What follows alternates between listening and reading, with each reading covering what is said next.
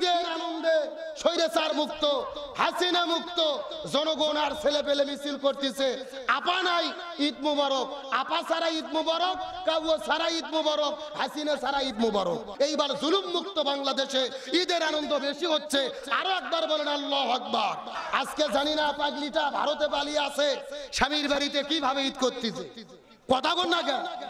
বাংলাদেশের ছেলে পেলে রাজপথে নেমেছে, মিছিল করতেছে, আনন্দ শোভাযাত্রা করতেছে। ঈদের আনন্দে স্বৈরাচার মুক্ত, হাসিনা মুক্ত জনগণ আর ছেলে পেলে মিছিল করতেছে। আপা নাই ঈদ মুবারক, আপা ছাড়া ঈদ মুবারক, কাবু ছাড়া ঈদ মুবারক, হাসিনা ছাড়া ঈদ মুবারক। আলহামদুলিল্লাহ বলবেন না? ছেলে পেলে রাজপথে নেমে এগুলো স্লোগান দিচ্ছে আর মিছিল করতেছে। ভালো করে বোঝেন, ইসলামী বিধিবিধান মেনে অশ্লীলতা না করেও ঈদের আনন্দ করা যায়, এটাই বাংলাদেশে প্রমাণ হচ্ছে।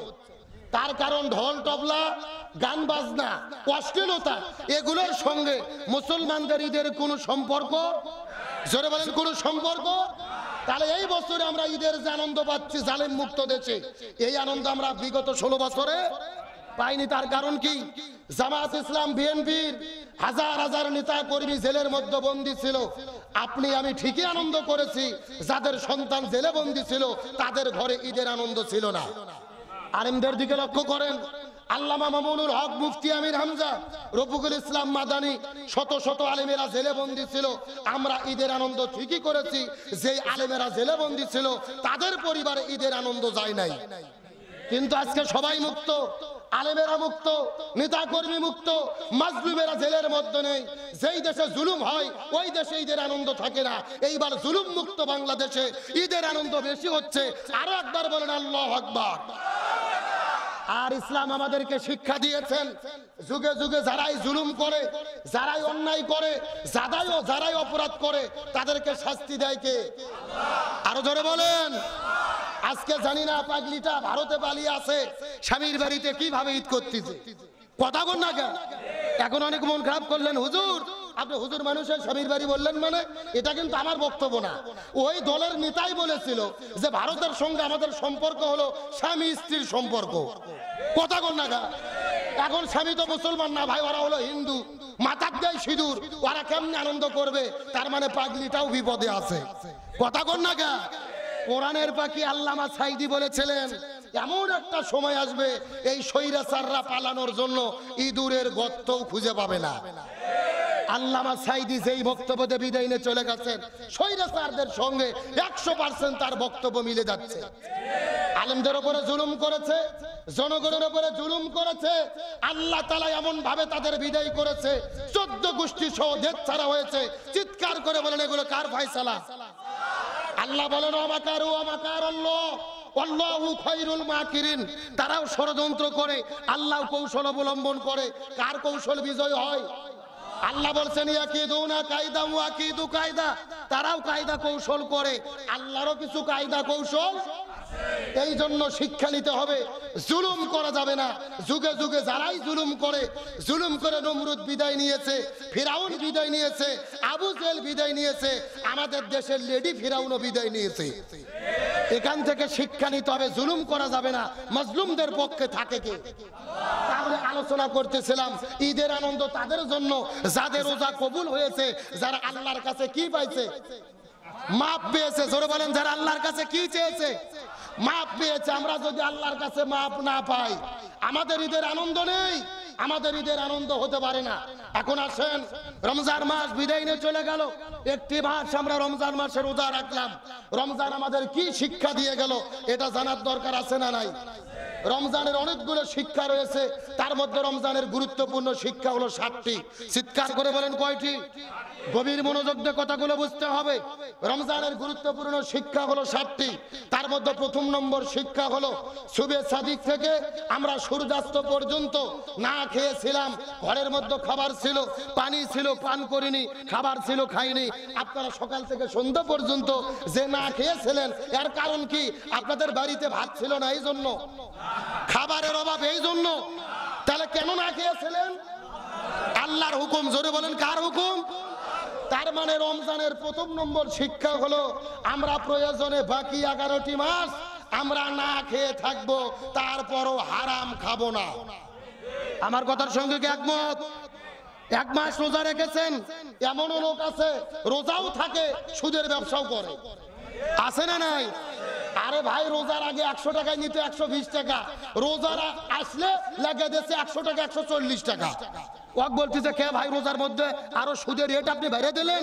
ও বলতেছে পাগলা, তাই তো দিয়ে হুঁশ পাচ্ছি না। কথা কি বোঝেন নাই? মানে রোজার মধ্যে সুদ নেওয়ার খরিদ্দার আরো বেশি, রেটও বেশি। এ রোজা কি আল্লাহর দরবারে কবুল হবে? যেরকম কবুল হবে। সুদের ব্যবসাও করে, আবার সামনের কাতারে নামাজ পড়ে, এরকম আল্লাহর ওলি আছে না নাই? হজও করছে, যাকাতও দেয়, জনগণকে ইফতারও করায়। যদি একে জিজ্ঞেস করেন ভাই ব্যাপার কি, এ বাবা এই আতর বিতরণ পরে কর, বসো তো দেখি।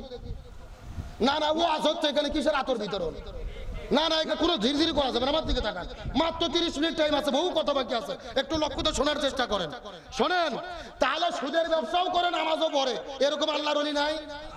তাকে যদি বলেন ভাই কি ব্যাপার, আপনি সুদের ব্যবসাও করেন নামাজও পড়েন, এমনও লোক আছে বলে হুজুর আপনি তো বুঝবেন না, সুদ খেয়ে গুনাহ হয়, নামাজ পড়ে সওয়াব হয়, সওয়াব আর গুনাহ কাটাকাটি, মাঝখানে জান্নাতে যাবো ফাও। এরকম বাটপার আছে না নাই? তার মানে যে রোজা থেকে সুদ ছাড়তে পারেনি, রোজা থেকে ঘুষ ছাড়তে পারেনি, এ রোজার সারে না বসার দাম আল্লাহর কাছে নাই। তাহলে রমজানের 1 নম্বর শিক্ষা, প্রয়োজনে না খেয়ে থাকবো, আমরা হারাম খাবার। রমজানের 2 নম্বর শিক্ষা, গভীর মনোযোগ লক্ষ্য করুন। শুভে সাদিক থেকে সূর্যাস্ত পর্যন্ত হালাল স্ত্রী ঘরের মধ্যে ছিল, স্ত্রীর কাছে যাননি, প্রেম ভালোবাসা মহব্বত করেননি, সম্পর্ক করেননি, সহবাস করেননি, স্ত্রীর সঙ্গে মহব্বতে জড়িয়ে পড়েননি। তার কারণ কি? আপনাদের বউ দেখতে সুন্দরী কম, এই জন্যে, চেহারা ভালো না, এই জন্যে। তাহলে কেন স্ত্রীর কাছে যাননি? আল্লাহর হুকুম। জোরে বলেন কার হুকুম? তার মানে রমজানের 2 নম্বর শিক্ষা হলো, বাকি 11টি মাস আমরা সবুর করব, ধৈর্য ধারণ করব, চক্ষুকে হেফাজত করব, আমরা জিনা ব্যভিচার করব না। আমার কথার সঙ্গে আপনাদের একমত? জোরে বলেন একমত। আগে রমজানের শিক্ষাগুলো বোঝার চেষ্টা করেন, আল্লাহ রোজার দ্বারা আমাদের কি শিক্ষা দিতে চাই। 2 নম্বর শিক্ষা, আমরা সবুর করব, জিনা ব্যভিচার করব। রমজানের 3 নম্বর শিক্ষা, ইফতার নিয়ে বসে আছেন, 30 সেকেন্ড বাকি আছে ইফতারের। আপনাদের মসজিদের হুজুর যদি বলে ইফতার করেন, আপনারা করবেন? আমি মাঠের খতিব যদি বলি ইফতার করেন, করবেন? ডক্টর ইউনুস যদি বলে 5 সেকেন্ড আগে ইফতার করেন, করবেন? তারেক জিয়া যদি বলে বিএনপির ভাইরা করবে? জামাতের আমির বললে জামাতের কর্মীরা করবে? 1 সেকেন্ড আগেও করবেন না? কেন করবেন না? আল্লাহর হুকুম। তার মানে রমজানের 3 নম্বর শিক্ষা হলো, ইফতার 1 সেকেন্ড আগেও করেননি, 1 সেকেন্ড পরেও করেননি, সেহরি 1 সেকেন্ড টাইম পার হয়ে গেছে আর সেহরি খাননি। তার মানে রমজানের 3 নম্বর শিক্ষা, একটা বিধানের দ্বারা আল্লাহ শিক্ষা দিতে চাই, কোরআনের ভেতরে আল্লাহ যতগুলো আদেশ করেছে, যতগুলো নিষেধ করেছে, প্রত্যেকটা আদেশ এবং নিষেধ আমরা যথাসময় আদায় করব, 1 সেকেন্ডও কম বাড়া করব না। এটা হলো রমজানের 3 নম্বর শিক্ষা। আর রমজানের 4 নম্বর শিক্ষা হলো, রমজান পৃথিবীতে এসেছে শুধু রোজা রাখার জন্য নয়, রমজান পৃথিবীতে এসেছে কোরআনকে বিজয় করার জন্য। জোরে বলেন কাকে বিজয় করার জন্য? গভীর মনোযোগ লক্ষ্য করুন। আমাদের নবীজি রমজান মাসের 16 দিন রোজা রাখলেন। 17ই রমজান সকালবেলা নবীজি রোজা ভেঙে ফেললেন, খেজুর খাইলেন, পানি খাইলেন, সাহাবীদেরকে বললেন তোমরাও রোজা ভেঙে ফেলো। সাহাবীরা বলতেছে ইয়া রাসূলুল্লাহ, এটা কেমন কথা বললেন? আপনি না 3 দিন আগে ওয়াজ করেছেন একটা রোজার এত দাম, ইচ্ছা করে যদি কেউ একটা রোজা ছেড়ে দেয় লাগাতার 60টা রোজা রাখতে হবে, আবার যদি একটা রোজা ছেড়ে দেয় আবার লাগাতার 60টা রোজা রাখতে হবে, আপনি কেন রোজা ছাড়তে বললেন? রাসূল বলতেছে বেশি বোঝার চেষ্টা করো না। ওয়ামা আতাকুমুর রাসূলু ফাখুযুহু ওয়ামা নাহাকুম আনহু ফান্তাহু। আমি নবী যা বলি তা তোমরা করো, যা করতে নিষেধ করি তা থেকে দূরে থাকো।